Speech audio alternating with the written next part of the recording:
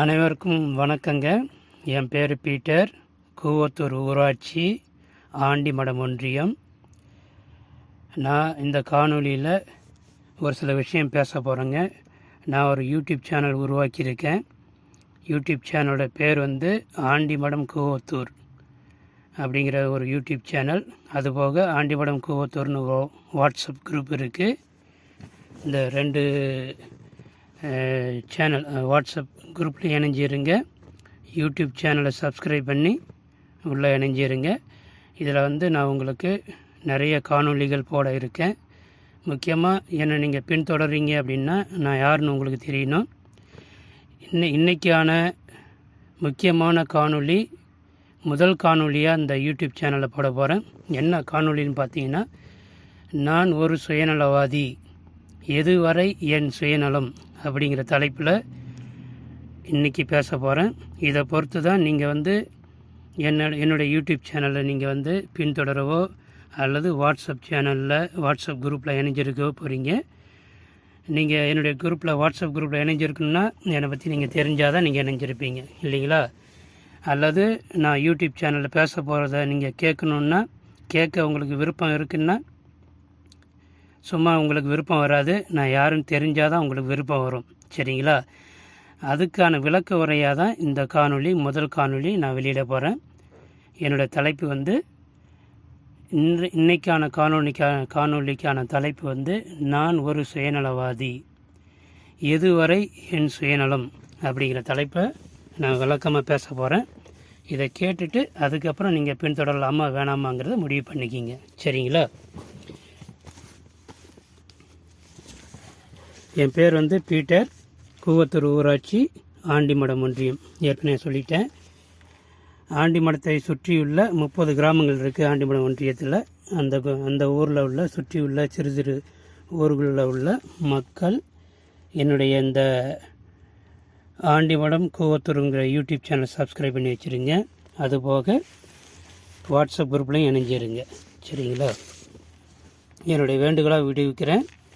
கண்டிப்பாக அதில் ரெண்டுலேயும் இணைஞ்சிருங்க. நான் சொல்ல போகிற பல விஷயங்களை கேட்டுக்கிட்டு அதுக்கப்புறம் என்னால் நம்மளுடைய ஊருக்கு, நம்மளை சுற்றியுள்ள சிறு சிறு கிராமங்களுக்கும் ஆண்டிமடத்து ஒன்றியத்துக்கும் ஒரு நல்லது நடக்கும் அப்படின்னு நான் நம்புகிறேன். நீங்களும் இந்த காணொலியை கேட்டுக்கிட்டு, இந்த ஒரே ஒரு காணொலி மட்டும் கேட்டுட்டு அதுக்கப்புறம் விருப்பம் இருந்தால் யூடியூப் சேனலை சப்ஸ்கிரைப் பண்ணுங்கள். நம்மளுடைய வாட்ஸ்அப் குரூப்பில் இணைஞ்சிருங்க. நிறைய பேருக்கு சுயநலம்னா என்னன்னு தெரியல, பொதுநலம்னா என்னன்னு தெரியல, சரிங்களா? யாரை நம்புறேன்னு தெரியல. சுயநலம்னு சொல்கிறது ஒரு சின்ன வட்டத்தில் நம்ம அடைக்கிட முடியாது. பொதுநலம்னு அப்படி சொல்லி யாரையும் நம்ம அந்த வட்டத்துக்குள்ளே அடைக்கிட முடியாது. ஏன்னா பொதுநலங்கிறது ஒரு பொய்யானது, சுயநலங்கிறது ஒரு நிலையற்றது. நான் உங்களுக்கு ஒரு விளக்கத்தோடு சொல்கிறேன். நான் ஒரு சுயநலவாதின்னு சொல்லியிருக்கேன். ஏன்னா நான் ஒரு பொதுநலவாதி இல்லை. அதுபோக இந்த உலகத்தில் யாருமே பொதுநலவாதி கிடையாது. எல்லாருமே ஒரு சுயநலவாதி தான், சரிங்களா? ஒரு உதாரணத்துக்கு நான் ஆரம்பிக்கிறேன். இப்போ எங்கள் வீடு இருக்குது. எங்கள் வீட்டில் ஒரு 3 அண்ணன் தம்பிங்க இருக்காங்க. எங்கள் வீட்டில் சொத்து பிடிக்கிறாங்கன்னு வச்சிங்க. நான் ஒரு சுயநலவாதி. எங்கள் அப்பா சம்பாரித்து வச்ச சொத்தை 3 தான் பங்கு பிரிப்பேன். பக்கத்து வீட்லேயும் 2 பசங்க இருக்காங்களான்னு கூப்பிட்டுட்டு அவங்களையும் சேர்த்து வச்சு சொத்து பிரிக்க முடியாது. ஏன்னா என் வீடு, எங்கள் அப்பாவின் சொத்து எங்கள் 3 பேருக்கு தான், சரிங்களா? அப்போ நான் பொதுநலவாதியாக இருக்குன்னு சொல்லிவிட்டு பக்கத்து வீட்டுக்காரனும் சேர்த்து வச்சு அவனையும் சேர்த்து வச்சு பாவம் அந்த 2 பேரும் கூட்டி வச்சு 3ஆக பிரிக்கிறது 5ஆக பிரிப்போம் அப்படின்னு நம்ம பிரிக்க மாட்டோம், இல்லைங்களா? அப்போ என் சுயநலங்கிறது எது வரைக்கும்? என் குடும்பம் வரைக்கும் தான், சரிங்களா? என்னுடைய பொதுநலங்கிறது என்னுடைய குடும்பம் வரைக்கும் தான். என் சொத்தை பிரிக்கும்போது நான் 3ஆவது மனுஷன்னா பக்கத்து வீட்டுக்காரனும் எழுத்தாள வீட்டுக்காரனும் என்னால் இணைக்க முடியாது. அப்போ என் குடும்பங்கிற ஒரு வட்டம், அந்த வட்டத்துக்குள்ளே என்னுடைய சுயநலமும் பொதுநலமும் அது வரைக்கும் தான் அடங்கியிருக்கும், சரிங்களா? அடுத்து என்னுடைய தெருன்னு வரும். அடுத்த ஒரு பெரிய வட்டத்தை உருவாக்குறேன். இது ஏன் தெருன்னு நான் சொல்லுவேன். ஏன் தெருன்னு சொல்லும்பொழுது ஒரு உதாரணத்தை சொல்கிறேன். என் தெருவுக்கும் பக்கத்து தெருவுக்கும் ஒரு ரோடு போடுற கான்ட்ராக்ட் கொடுக்குறாங்க. அதாவது அரசாங்கம் வந்து கொடுக்குது. இந்த 2 தெருவில் ஏதாவது ஒரு தெருவுக்கு மட்டும்தான் ரோடு போடுற மாதிரி ஒரு அரசாங்கம் வந்து ஒரு திட்டத்தை கொண்டு வருது. இப்போ என்கிட்ட வந்து கேட்டால் நான் என்ன சொல்லுவேன், என் தெருவுக்கு போடுன்னு தான் சொல்லுவேன். பக்கத்து தெருவுக்கு போடுங்க அப்படின்னு சொல்லி பொதுநலமாக நான் இருக்க மாட்டேன். அப்போ என்னுடைய சுயநலம் எங்கே வேலை செய்து பாருங்கள், எதை சார்ந்து வேலை செய்யும், என்னுடைய தெருவை சார்ந்து வேலை செய்யும். பக்கத்து தெருவுக்கு கொடுங்க அப்படின்லாம் என்னால் சொல்ல முடியாது. ஏன்னா நான் ஒரு சுயநலவாதி. இது வரைக்கும் இந்த வட்டங்கிறது 2வது வட்டம். என் தெரு தான் முக்கியம். பக்கத்து தெரு காட்டிலும் என் தெரு தான் முக்கியங்கிறது 2வது வட்டம். சரிங்களா? முதல் வட்டம் பக்கத்து வீட்டை காட்டிலையும் என் வீடு தான் முக்கியங்கிறது முதல் வட்டம். 2வது வட்டம் அதை விட பெருசு. பக்கத்து தெருவை காட்டிலும் என் தெரு தான் பெருசுங்கிறது 2வது வட்டம். சரிங்களா? அடுத்து 3வது வட்டம். என்னுடைய ஊரும் பக்கத்து ஊரும் கம்பேர் பண்ணும்பொழுது என் ஊர் தான் முக்கியம்னு வருவோம். சரிங்களா? உதாரணத்துக்கு என் ஊர் வழியாகவும் அல்லது பக்கத்து ஊர் வழியாகவும் ஒரு திட்டம் வருது. அது ஒரு திட்டம் 2 திட்டம் வருது. ஒன்று வந்து 2மே விவசாயத்துக்கு வழியாக ரோடு போகுது. அதில் ஒரு ஊருக்கு மட்டும் பாலம் கட்டி விவசாய நிலத்தை வீணாக்காமல் ஒரு பாலம் வரப்போகுது, பெரிய நீட்டு பாலம் வரப்போகுது. இன்னொரு ஊர் வழியாக பாலம் கட்டினா அதிக செலவாகுதுன்னு சொல்லிட்டு ரோடு போட போகிறாங்கன்னு வச்சிங்களேன். அது ஒரு 8 வழிச்சாலை மாரி போடுறாங்க, பெருசாக போடுறாங்கன்னு வச்சிங்க. அதில் நிறையா வந்து விவசாய நிலத்தை எடுக்கிறாங்க. இப்போ என்கிட்ட வந்து கேட்டாங்கன்னா நான் என்ன சொல்லுவேன், என் ஊருக்கு பாலம் போடுங்க, பக்கத்து ஊருக்கு ரோட்டை போடுங்கன்னு தான் நான் சொல்லுவேன். இல்லைங்களா? ஏன்னா அதிக விவசாய நிலம் அடிபடக்கூடாதுன்னு சொல்லிட்டு. அப்போ என்னுடைய சுயநலம் எங்கே இருக்குது, என்னுடைய பொது நலத்தையும் சுயநலத்தையும் நீங்கள் தெரிஞ்சுக்கலாம். அப்போ எதை சார்ந்து வரும், நான் உண்மையாக இருக்கேன், மக்களுக்கு உண்மையாக இருக்கேன், நான் இருப்பேனா இருக்க மாட்டேன், எது வரைக்கும் உண்மையாக இருப்பாங்கிறத நீங்கள் புரிஞ்சுக்கணும். அப்போ நான் யாருன்னு உங்களுக்கு தெரிஞ்சால் தான் என்னுடைய சுயநலமும் என்னுடைய பொது நலத்தையும் நீங்கள் தெரிஞ்சிக்க முடியும். அதுக்கேற்ற மாதிரி தான் உங்களால் ஆதரிக்க முடியும். அப்படி தான் ஒவ்வொரு மனுஷனும். இல்லைங்களா? அப்போ என் ஊரை கம்பேர் பண்ணும்பொழுது பக்கத்து ஊரையும் கம்பேர் பண்ணும்போது என் ஊர் தான் முக்கியம்னு சொல்லுவேன். அடுத்து தமிழ்நாட்டுக்கு ஒரு திட்டம் வரும்னு வச்சுக்கிங்க. ஒரு அணுமின் நிலையம் வருது. இந்த அணுமின் நிலையங்கிறது வந்து ரொம்ப பாதுகாப்பானது கிடையாது. அது எப்போ வேணாலும் வெடிக்கலாம். வெடிச்சிச்சுன்னா கிட்டத்தட்ட ஒரு மாநிலமே அழிஞ்சு போயிடும். கிட்டத்தட்ட தமிழ்நாட்டில் பாதி மடங்கு பாதி நிலப்பரப்பு டோட்டலாக எரிஞ்சு சாம்பலாயிடும். இந்தியா ஏதாவது ஒரு மாநிலத்தில் வைக்கணும்னு ஆசைப்படுதுன்னு வச்சுக்கிங்க. நீங்கள் தமிழ்நாட்டுக்கு வரணும்னு ஆசைப்படுவீங்களா, இல்லை வேறு எங்கேயா போகணுன்னு ஆசைப்படுவீங்களா? வேறு எங்கே வேணாலும் போய் தொலைட்டோம், அது போனாலும் போகட்டும், போகாட்டி போனாலும் போகட்டும். ஆனால் என் நாட்டுக்கு தமிழ்நாட்டுக்கு வரக்கூடாது, என் மாநிலத்துக்கு வரக்கூடாதுன்னு நினைப்பேன். ஏன்னா நான் ஒரு சுயநலவாதி. அது வந்தால் மிக பேராபத்தானது. எப்போ வேணாலும் வெடிக்கலாம். அதை வந்து கட்டுப்படுத்தவே முடியாது. மின்சாரத்தை உற்பத்தி பண்ணக்கூடிய பல டெக்னாலஜி இருக்குது. அதில் அணுமின் நிலையங்கிறது பாதுகாப்பு இல்லாதது. பல நாடுகள் கைவிட்டுடுச்சு. அதனால் நான் வேணான்னு தான் சொல்லுவேன். மற்ற மாநிலத்துக்கு வருதோ வெள்ளியோ அது உங்களுடைய பாதுகாப்பு திறமையை பொறுத்து இருக்குது. என்ன கேட்டால் வரக்கூடாதுன்னு தான் சொல்லுவேன். இல்லைங்களா?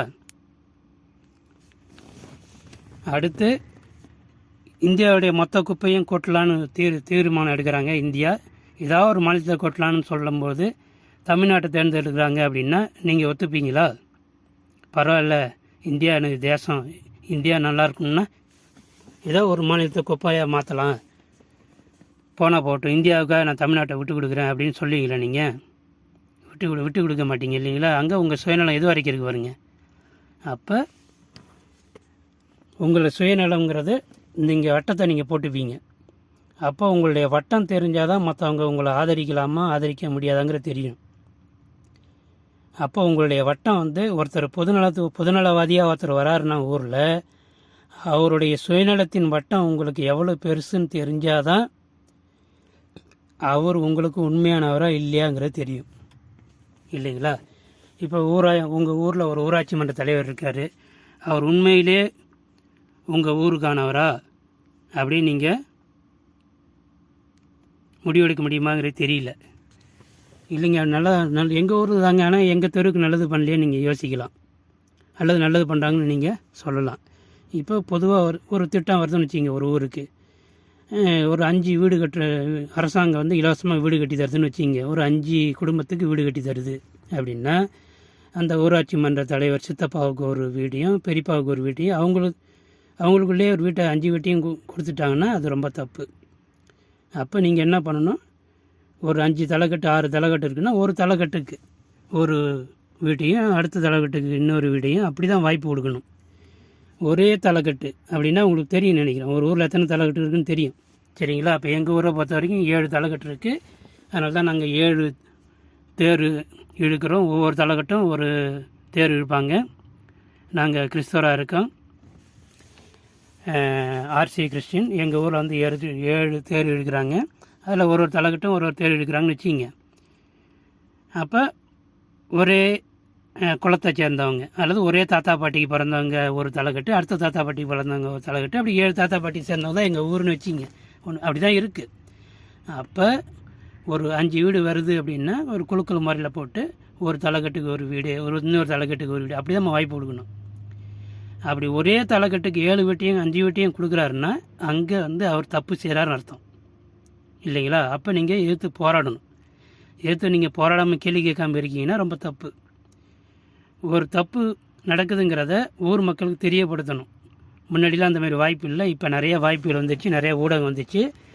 இப்போ வந்து யூடியூப் சேனல் இருக்குது, வாட்ஸ்அப் இருக்குது, இன்ஸ்டாகிராம் இருக்குது, நிறைய கம்யூனிகேஷன் தொடர்பு படுத்தக்கூடிய பல ஊடகங்கள் இருக்குது. அதனால் இப்போ நான் வந்து யூடியூப் சேனல் ஆரம்பிச்சிருக்கக்கூடிய மிக முக்கியமான காரணம் வந்து நமது ஊரின் அல்லது முக்கியமாக கூவத்தூர் ஒன்றியம் சார்ந்து இந்த 30 ஊராட்சியில் இருக்கக்கூடிய நிறைகளையும் குறைகளையும் நான் பேச போகிறேன் சரிங்களா. அதில் வந்து உங்களுக்கு வந்து எல்லோரும் இதில் இணைஞ்சி இருக்கீங்கன்னா இதில் சரியானது தப்பானதுன்னு ஒருத்தர் பேசும்போது எல்லாருக்கும் போய் சேரும். அப்போ உங்களுக்கு நியாயமானது கிடைக்கும். தப்பானது ஒன்று நடக்குது அப்படின்னா இது எல்லாருக்கும் தெரிஞ்சதுன்னா இது எல்லாருக்கும் தெரியுதுன்னு நினச்சிக்கிட்டு அவங்க சரியானது செய்ய முன் வருவாங்க. அதனால் இந்த சேனலை உருவாக்கியிருக்கேன். முக்கியமாக இந்த சேனலை சப்ஸ்கிரைப் பண்ணி இணைஞ்சிருங்க. முக்கியமாக நான் விரும்புகிறது ஆண்டிமடத்தை சுற்றியுள்ள 30 ஊராட்சி மன்றங்கள், சிறு சிறு ஊராட்சி ஒன்றியங்கள், ஆண்டிமடத்து ஒன்றியத்தில் உள்ள 30 ஊராட்சி சரிங்களா. இந்த ஊர்களை சேர்ந்தவங்க என்னை பின்தொடர்ந்து இருங்க. நான் வந்து நிறைய நான் இதில் பேசுகிறேன். உங்களுக்கு நியாயமானதை உண்மையானதை கண்டிப்பாக சொல்லுவேன். என்னுடைய அறிவை நீங்கள் பரிசோதித்து பார்க்கலாம். உண்மையிலேயே நியாயமானதாக பேசுகிறதுனா அப்படிங்கிறத நீங்கள் தெரிஞ்சுக்கலாம். உங்களுடைய ஊரில் ஒரு உண்மையானவன் ஒருத்தன் இருக்குன்னு நினச்சிங்கன்னா நீங்கள் முதல்ல சரியானவனை தேர்ந்தெடுக்கணும். சரியானவனை எப்படி தேர்ந்தெடுக்கணும் அப்படின்னா அவன் உண்மையை பேசுனா தேர்ந்தெடுக்கக்கூடாது. அப்படி அதை வச்சு மட்டும் நீங்கள் தேர்ந்தெடுக்கக்கூடாது சரிங்களா. ஒரு பழமொழி சொல்கிறேன், எப்பொருள் யார் யார் வாய் கேட்பினும் அப்பொருள் மெய்ப்பொருள் காண்பது அறிவு. ஒரு விஷயம் சொல்கிறாங்கன்னா அது உண்மையாக பொய்யா நீங்கள் பரிசோதித்து அதோடைய உண்மைத்தன்மை, அதாவது வெறும் கருத்தை மட்டும் நீங்கள் பார்க்கக்கூடாது. இதில் நான் வித்தியாசமான அர்த்தம் உங்களுக்கு சொல்கிறேன் பாருங்கள். மெய்ப்பொருளுங்கிறது உண்மை கிடையாது. மெய்ங்கிற வார்த்தைக்கு உண்மைங்கிற ஒரு அர்த்தம் இருக்குது, உடலுங்கிற அர்த்தம் இருக்குது. நிறைய பேர் உண்மை நினைக்கிறாங்க, அதை தான் சொல்கிறாங்க. ஆனால் நான் சொல்கிறேன் அதுக்கு பேர் உண்மை கிடையாது. மெய்ன்னா உடல். இந்த உடல் யாரை சார்ந்ததுன்னு நீங்கள் பார்க்கணும் சரிங்களா. நான் என்னை பொறுத்த வரைக்கும் நான் ஏற்கனவே சொல்லிட்டேன், கூவத்தூர் ஊராட்சி,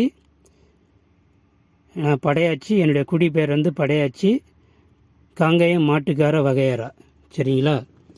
இதை பொறுத்து தான் நான் உண்மையானவனா பொய்யானவனாங்கிறத என்னுடைய வட்டத்துக்குள்ளே நீங்கள் இருக்கீங்களான்னு பார்க்கணும். இப்போ உதாரணத்துக்கு என் குடும்ப வட்டம்னா சின்ன வட்டம். என் குடும்பத்துக்குள்ளே நீங்கள் ஒரு தீர்ப்பு சொல்ல போகிறேன்னா என் குடும்பத்துக்குள்ளே இருக்கிறவங்க உள்ளே கலந்துக்கிட்டு அதில் பயனர்களுடைய தகுதியும் தராதரமும் என் குடும்பத்தில் இருந்தால் மட்டும்தான் உங்களுக்கு வரும். அதே என்னுடைய சுயநலமான வட்டங்கிறது என் தெருவுக்குள்ளே வருதுன்னா என் தெருவுக்குள்ளே நீங்கள் இருந்தால் நீங்கள் அதில் பயனடையலாம். அப்போ என்னுடைய சுயநலத்தின் வட்டத்தையும் என்னுடைய பொதுநலத்தின் வட்டத்தையும் நீங்கள் பார்த்துக்கணும். இதுவரை எனது பொதுநலங்கிறது நீங்கள் தெரிஞ்சுக்கணும் சரிங்களா. இதில் எப்பொருள் யார் யார் வாய் கேட்பினும் அப்பொருள் மெய்ப்பொருள் காண்பது அறிவு அப்படின்னா உடம்பு மெய்ப்பொருள். மெய்ன்னா இன்னொரு உதாரணம் உங்களுக்கு சொல்கிறேன் பாருங்கள். உயிரெழுத்து மெய்யெழுத்துன்னு இருக்குது. உயிரெழுத்துங்கிறது அ ஆ இ ஈ உ அப்படின்னு ஆரம்பித்து 12 எழுத்துக்கள் வருது இல்லைங்களா, அது உயிரெழுத்து. மெய்யெழுத்துங்கிறது கா ஞா சா அப்படின்னு ஆரம்பித்து 18 எழுத்து வருது. இந்த உயிரும் மெய்யும் உடம்பும் சேர்ந்தாதான் உடல் இயங்கும் இல்லைங்களா. உடம்புல உயிர் இல்லைன்னா அதுக்கு செத்த பிணம், அதால் இயக்க சக்தி கொண்டு வர முடியாது. உதாரணத்துக்கு பேசு, எழுது, ஓடு, வெட்டு, தூக்கு, வரை அப்படின்னு எல்லாத்தையும் நம்ம சொல்கிறோம்.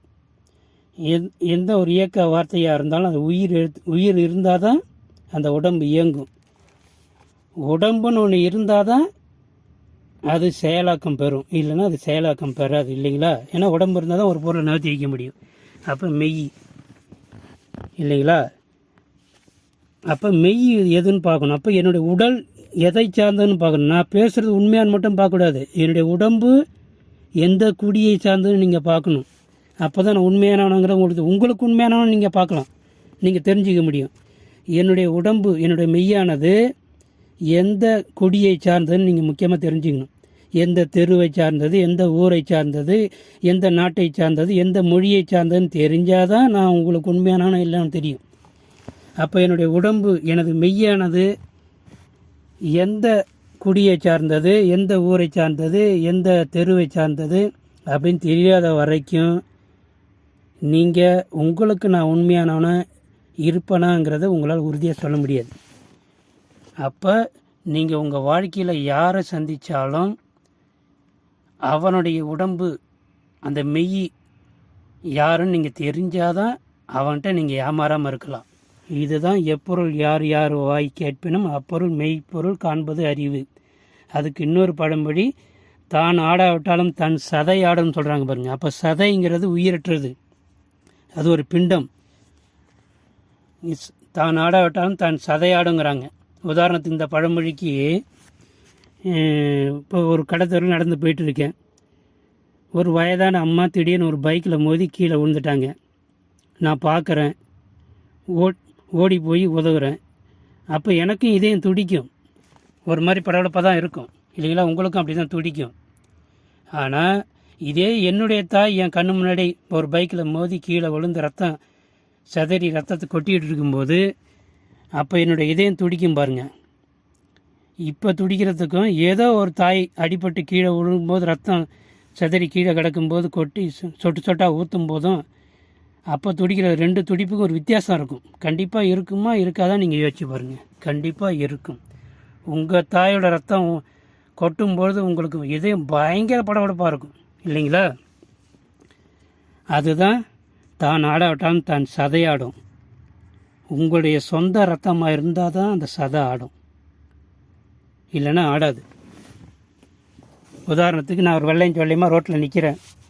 அப்போ ஒரு தாய் அடிபட்டு இங்கே கிடறாங்க. நான் ஒரு இன்டர்வியூக்கு போகிறதுக்காக நிற்கிறேன்.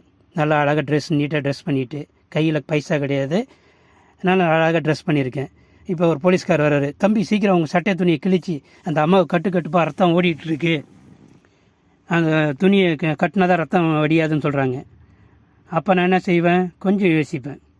இருக்கிற ஒரு சட்டை, மேல் சட்டையை பிச்சுட்டேன்னா நான் அம்மனமாக நிற்கணும், மேல் சட்டை இல்லாமல் இருக்கும். அப்போ நான் ஊருக்கு போகும்போது அசிங்கமாக போகணும், கையில் காசு கிடையாது அப்படின்னு யோசிப்பேன். நீ பொதுநலவாதியாக இருக்க, நீ போலீஸு, நீ தான் ரெடி பண்ணணும் அப்படிம்போம், இல்லை ஏதோ ஒன்று செய்வோம் இல்லைங்களா. ஆனால் என்னுடைய தாயாக இருக்கும்போது நான் யோசிப்பேண்ணா, அதில் நான் ப்ரிஸ்டேஜ் பார்ப்பேண்ணா. சட்டையாக என்ன ஜட்டி கூட இருந்தாலும் பரவாயில்ல, எதாக இருந்தாலும் கிழிச்சி உடனே அது கட்டணும் கட்ட மாட்டேண்ணா. அப்போ நான் மானம் அவமானம் எதுவுமே பார்க்க மாட்டேன். என் தாயாக இருந்தால் உடனே கிழிச்சி ரத்தம் ஓடுறத நிப்பாட்டுவேன், கட்டி ரத்தம் உடச்சிக்கிட்டு பிச்சுக்கிட்டு ஓடுறத கண்டிப்பாக நான் என்ன பண்ணுவேன், கட்டுவேன். அதுதான் தான் ஆடாவிட்டாலும் தான் சதையாடும். இன்னொரு பழமொழி, சோழியாங்குருவி சும்மா ஆடாதுன்னு சொல்லுவாங்க இல்லைங்களா. அப்போ இதுலேருந்து உங்களுக்கு என்ன தெரியுது, ஒருத்தன் மேடை ஏறி பேசுகிறான்னா அவன் அழகாக பேசுகிறான்னா அவனை அதை மட்டும் வச்சு அவனை நம்பாதீங்க. உண்மையை பேசுகிறான்னா அதை மட்டும் வச்சு நம்பாதீங்க. அப்போ எதை நம்பணும், மெய்ப்பொருள் காண்பது அறிவுன்னா உண்மையை நீங்கள் நெட்டில் தேடி கணிச்சு பார்க்குறது இல்லை. அது உடம்பு யாருதுன்னு பார்க்கணும், நீங்கள் அந்த ஜாதி யாருன்னு பார்க்கணும். ஒரே ஒரு அடையாளம், குடிப்பெயர் தான். அந்த ஊரில் போய் பார்க்குறீங்கன்னா குடிப்பெயர் தான் நீங்கள் பார்க்கணும், அவன் என்ன ஜாதிகாரன். அதுக்காக நான் ஜாதி சண்டையை மூட்டுன்னு சொல்ல கிடையாது. நீ யாரும் தெரிஞ்சுக்கணுன்னா ஜாதி ஒன்று தான் அடையாளம். இப்போ நிறைய பேர் பாருங்கள், ஒரு ஊரில் பல ஜாதிகள் இருக்கும். ஆனால் முக்கியமாக 2 ஜாதிக்கு மேலே இருக்காது. எந்த ஊராக இருந்தாலும் 2 ஜாதி இருக்கும். 2 ஜாதிக்கு மேலே கம்மியான பேர் இருப்பாங்க. ஒரு 10 பேர், 50 பேர், 100 பேர் அப்படி தான் இருப்பாங்க சிறு சிறு கிராமத்தில். ஆனால் சரிபாதி 2 ஜாதி இருக்கும். அதில் ஒரு பெரிய ஜாதி இருக்கும், கொஞ்சம் கம்மியாக ஒரு ஜாதி இருக்கும். ஆனால் 2 பேருமே இணைப்பிரியா சகோதரர்கள். இவங்களுடைய காரியத்தில் அவன் இருப்பான், அவன் காரியத்தில் இவன் இருப்பான். இப்போ படையாச்சி இருக்கன்னா அதே ஊரில் கண்டிப்பாக பறையன் இருப்பான். பறையன் இருந்தான்னா கண்டிப்பாக படையாச்சி இருப்பான். அப்படின்னு என்ன அர்த்தம்? 2 பேரையும் பிரிக்கவே முடியாது. தமிழ்நாடு முழுக்க நீங்கள் எங்கே வேணாலும் போய் பாருங்கள், பறையன் இருந்தான்னா கண்டிப்பாக படையாச்சி இருப்பான், படையாச்சி இருந்தான்னா பறையன் இருப்பான். அப்போ 2 பேரும் எதிராளி கிடையாது, பிரிக்க முடியாத இணைப்பிரியா சகோதரன். இவன் காரியத்தில் அவன் இருப்பான், அவன் காரியத்தில் இவன் இருப்பான். இல்லையே, நம்ம பறையன் காரியத்தில் நம்ம இல்லையே.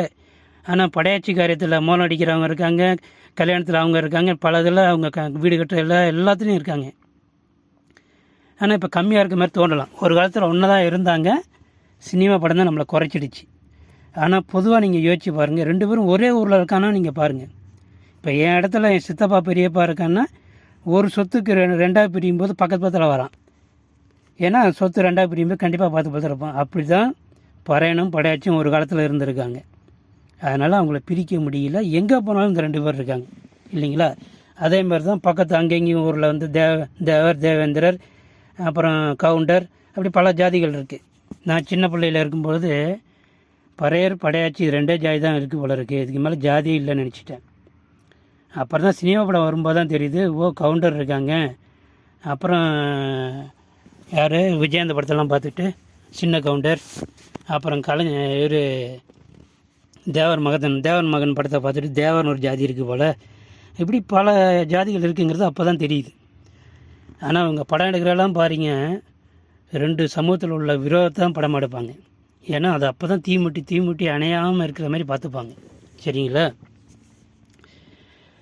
இப்போ நான் என்ன சொல்ல வரேன்னா, முக்கியமாக ஒரு ஆளை நீங்கள் நம்பணும் அப்படின்னா அவருடைய சுயநலத்தின் வட்டத்தையும் பொதுநலத்தின் வட்டத்தையும் நீங்கள் தெரிஞ்சுக்கணும் இல்லைங்களா? இது தெரியாமல் நீங்கள் நம்பி ஏமாறாதீங்க. மெய்ப்பொருள் காண்பது அறிவுன்னு உங்களுக்கு தெளிவாக சொல்லிட்டேன். உங்களுக்கு ஏற்றத்தாழ்வு நான் கொண்டு வரேன்னு தப்பாக நினைக்காதீங்க. எந்த ஜாதிகளுக்கு குடிபெயர்களுக்கு நடுவில் எந்த ஏற்றத்தாழ்வும் கிடையாது. இதெல்லாம் வேற ஒரு மனுஷன்தான், வேற ஒரு ஜாதிக்காரன், வேற ஒரு மொழிக்காரன் கொண்டு வந்து திணிச்சது. இது அடுத்தடுத்த காணொலியில் உங்களுக்கு தெளிவாக நான் சொல்கிறேன். நம்மளுடைய யூடியூப் சேனல் வந்து ஆண்டிமடம் கூவத்தூர். இந்த யூடியூப் சேனலை சப்ஸ்கிரைப் பண்ணி இணைஞ்சிருங்க. அப்புறம் வாட்ஸ்அப் குரூப் இருக்குது. குரூப் 1, குரூப் 2, குரூப் 3 நிறைய குரூப் இருக்குது. அதில் தற்சமயம் குரூப் 1 இருக்குது. ஆண்டிமடம் கூவத்தூருங்கிற வாட்ஸ்அப் குரூப்பில் இணைஞ்சிருங்க. படிப்படியாக உங்களுக்கு பல நன்மைகளை கொண்டு வர உங்களுடைய குழந்தைகளை, வயது வந்த இளைஞர்களை இந்த குரூப்பில் இணைஞ்சிருக்க சொல்லுங்கள். அவங்களுக்கு ஒரு வாழ்க்கையில் ஒரு நல்ல வழிகாட்டவும், ஒரு தொழிலில் முன்னேறவும், ஒரு வேலைவாய்ப்பில் வந்து சிறந்த ஒரு வேலைவாய்ப்புக்கு அவங்கள கொண்டு போகவும் நான் வழிகாட்டுறேன். என்னுடைய வயசு வந்து 46 மேலே ஆகுது. 1980 பிறந்தேன். 45 முடிஞ்சிடுச்சு, 46 ரன்னிங்கில் இருக்குது.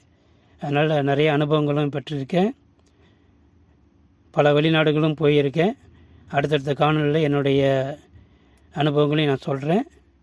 தயவுசெய்து இந்த குரூப்பில் இணைஞ்சிருங்க. இந்த காணொலியை பாருங்கள். நான் ஒரு சுயநலவாதிங்கிற தலைப்பில் இவ்வளோ பேசியிருக்கேன். பொதுநலம்னா என்னன்னு உங்களுக்கு சொல்லியிருக்கேன். பொதுநலம் அப்படின்னு சொல்லி இந்த உலகத்தில் யாருமே கிடையாது. நானுன்னு ஒரு வார்த்தை வந்துட்டாவே அதில் வந்து ஒரு சுயநலம் வந்துடுது இல்லைங்களா? உங்களுக்கு ஒரு பேர் இருக்குனாவே அதுக்கு பேர் சுயநலவாதின்னு அர்த்தம். உங்களை ஒருத்தன் பேர் சொல்லி கூப்பிட்றான்னாவே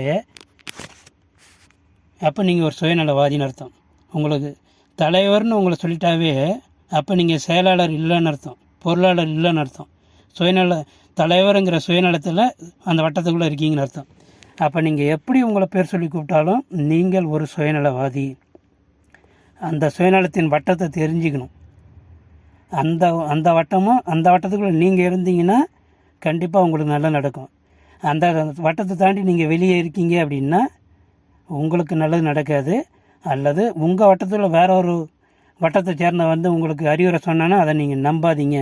அது உங்களுக்கு சரியான தீர்ப்பாக இருக்காது கண்டிப்பாக. சரிங்களா? ஏற்கனவே பல உதாரணம் சொல்லியிருக்கேன். ஒரு ஊரில் வந்து ஒரு பாலம் வருது அப்படின்னா யார்கிட்ட போய் கேட்டால் என்ன பதில் வரும்னு நீங்கள் தெரிஞ்சுக்கணும். அந்த ஊரை சார்ந்தவன் அவனுக்கு தான் நல்லது வரும்னு பார்ப்பான். பொது உடைமையாக கண்டிப்பாக இருக்க மாட்டான். சரிங்களா? இன்னொரு உதாரணம் கூட உங்களுக்கு சொல்கிறேன். 3 பேர் அவங்க தங்கச்சியை விட்டுட்டு சுற்றுலா போகிறாங்க. 3 ஆண்மகன் 3 பெண்கள் சுற்றுலா போகிறாங்க. அவங்க தங்கச்சி விட்டுட்டு போகிறாங்க. ஒரு காட்டு வழியாக போகிறாங்க. ரொம்ப தூரம் வெளியூர் தாண்டி போகும்போது ஒரு காட்டு வழியாக போகும்போது ஒரு 100 பேர் கொண்ட பயங்கரவாதிகள் அல்லது கெட்டவங்க வளைச்சி பிடிக்கிறாங்க. அப்போ சொல்கிறாங்க, எனக்கு எங்கள் 100 பேருக்கும் ஒரே ஒரு பொண்ணு தான் தேவைப்படுது, எதையா ஒரு பொண்ணை விட்டு கொடுங்க அப்படின்னு சொல்கிறாங்க. அப்போ நீங்கள் எப்படி சுயநலமாக இருப்பீங்க? ஐயோ மற்றவன் தங்கச்சியை விட என் தங்கச்சியை நான் விட்டு கொடுக்குறேன் அப்படி சொல்லி நீங்கள் விட்டு கொடுப்பீங்களா? இல்லை மற்ற தங்கச்சி நீங்கள் உன் தங்கச்சியை கொடுன்னு சொல்லுவீங்களா? கண்டிப்பாக உங்களுக்கு கோவம் வரும். இந்த கதையை கேட்கும்போதே உங்களுக்கு கோவம் வரும். அப்போ நீங்கள் எந்த முடிவு எடுத்தாலும் உங்கள் சுயநலத்தின் பொறுத்து தான் நீங்கள் முடிவு எடுக்க முடியும். உங்கள் சுயநலங்கிற அறிவு வேலை செய்யாமல் நீங்கள் உங்கள் வாழ்க்கையில் எந்த முடிவுமே எடுக்க முடியாது. அப்போ என் தங்கச்சி முக்கியங்கிற உங்கள் எண்ணம் வரும். அல்லது நீங்கள் உங்களுடைய தங்கச்சியை மட்டுமே நீங்கள் எட்டு போகிறீங்க வச்சிங்க, வேறு யாருமே இல்லை. அப்போ ஒரு 100 பேர் வளைச்சி பிடிக்கிறாங்க. அப்போ நீங்கள் உங்கள் தங்கச்சியை விட்டுருப்ப தம்பி, உன்னை உயிரோட விட்டுடுறேன், எங்களுக்கு தேவை அந்த உன் தங்கச்சி மட்டும்தான், உங்கள் தங்கச்சியை நான் உயிரோட விட்டுருவேன், ஆனால் இந்த 100 பேருக்கு இந்த உன் தங்கச்சி தேவைப்படுறாங்க அப்படின்னா நீங்கள் என்ன நினைப்பீங்க? ஐயோ உயிரோட விட்டுருவீங்கன்னு சொல்லிட்டு நீங்கள் விட்டுருவீங்களா? உங்கள் உயிரே போனாலும் நீங்கள் போராடுவீங்க. என் உயிரை போனதுக்கப்புறம் தான் என் தங்கச்சியை உங்களால் தொட முடியும்னு சொல்லி நீங்கள் என்ன பண்ணுவீங்க? உயிர் போகிற வரைக்கும் சண்டை போடுவீங்க. அப்போ உங்கள் சுயநலம் வேலை செய்யும். எது வரைக்கும் வேலை செய்யும்? உங்கள் உடம்புல இருக்க உயிர் போகிற வரைக்கும் வேலை செய்யும்.